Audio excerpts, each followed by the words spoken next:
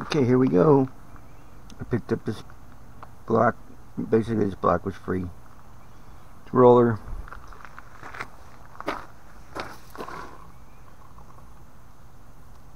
Roller 350. Ran the numbers. It's a Vortec 350. But yeah, this is why it was free. See the surface rust there. So I put mineral oil on all the cylinders, and then I ran the quick home just to see what they're going to look like, and not too bad. I think I'm going to be okay. So I'm just starting to build right now.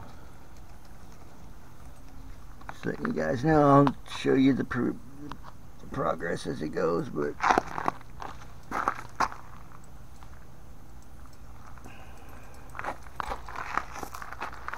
yep, I got some stuff for it. So today is the first day, and a long way to go. All right.